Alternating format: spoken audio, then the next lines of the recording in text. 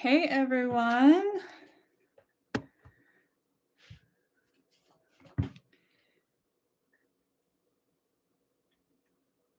Hey everyone. I'm Jenny Lee, and I wanted to celebrate my birthday with you all by reading my own solar return chart. So I haven't exactly looked at it yet, but I am excited. So every year for your birthday, you can get a glimpse at your year ahead. And you can do this through looking at your solar return chart. And if you actually know how to read it, which I do, it's a really great way to understand the themes of your year ahead, right? So there's changes, more changes than you would think in your solar return chart, I guess, depending on the year. Now, so my birthday was just a couple of days ago. And so I did the chart, and it's pretty much the sun is the same, right? Like I'm a sun in Cancer at 27 degrees, and that's the same. But I'm looking at my solar return chart and I'm like, who even am I this year? So I'm excited to dive into it. Thank you for joining me. Anybody that is here or is watching this after the fact, this is super fun to me, and this is my chance to geek out for my birthday. So yeah, just thanks for being here. So when I look over here at the chart, I see that I still have a Libra rising. So usually I have a Libra rising, but it's at a different degree point than it is here.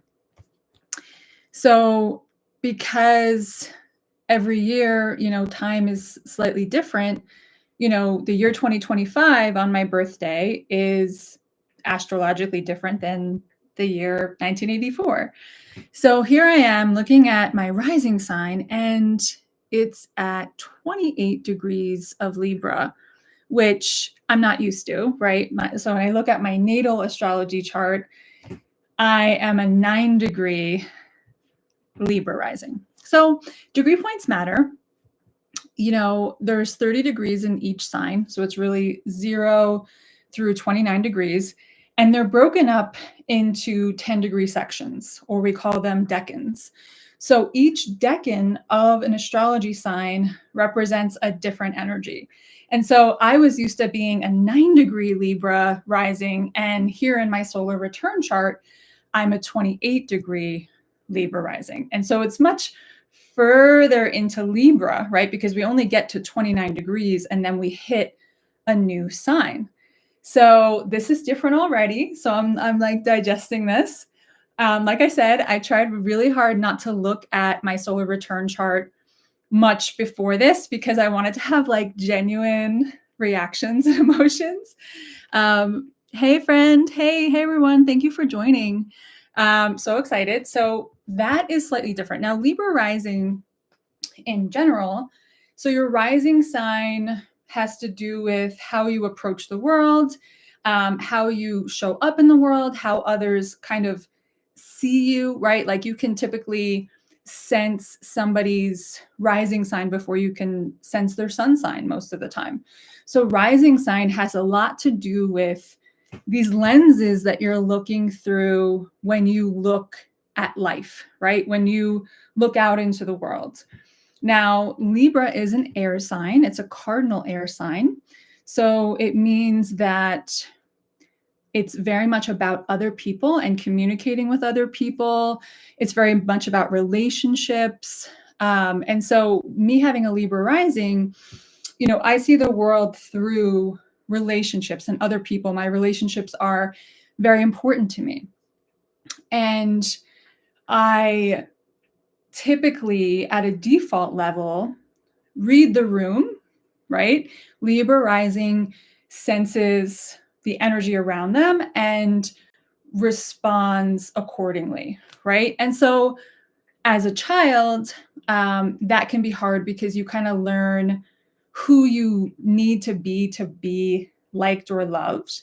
And so when you become an adult and you start to recognize that, okay, this isn't the most healthy way to go about life, you can start to heal in those ways of like, okay, I don't have to be any specific thing to be loved. Maybe with these people, but maybe those people aren't healthy for me, right?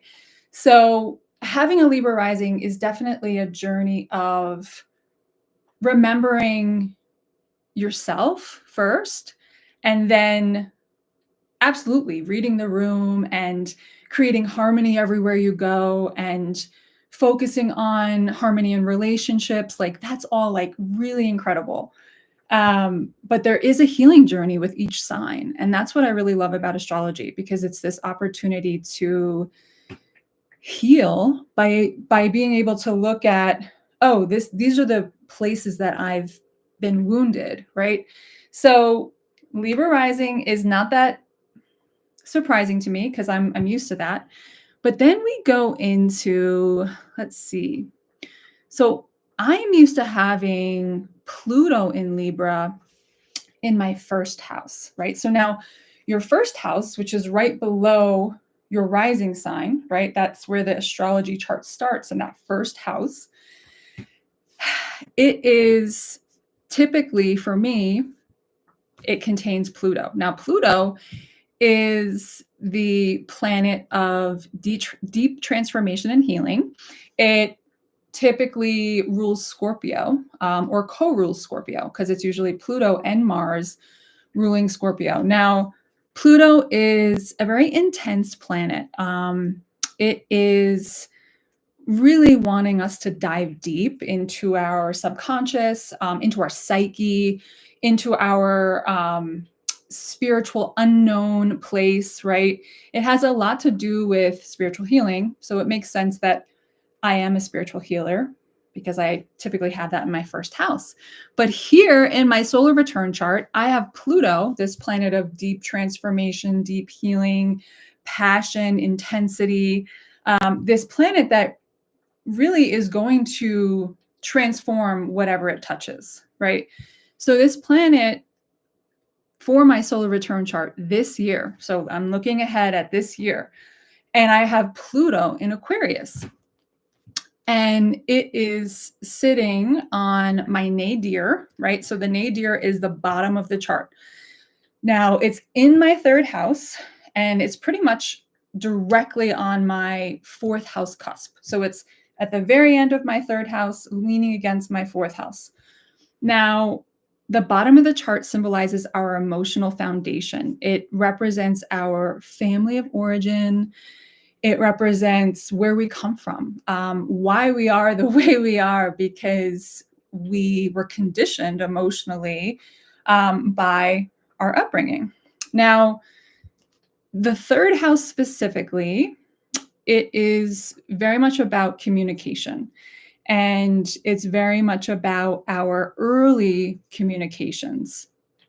Again, the communication that we learned, like however we learned to communicate or didn't learn to communicate, all of that is in the third house. And so here I have this Pluto in Aquarius sitting in my third house of communication, right here where my emotional foundation is, right? And Aquarius represents moving forward, right? Aquarius represents being progressive. Aquarius represents humanitarianism, and, it's rooted in the future. This nadir, right, this bottom of the chart, is rooted in the past.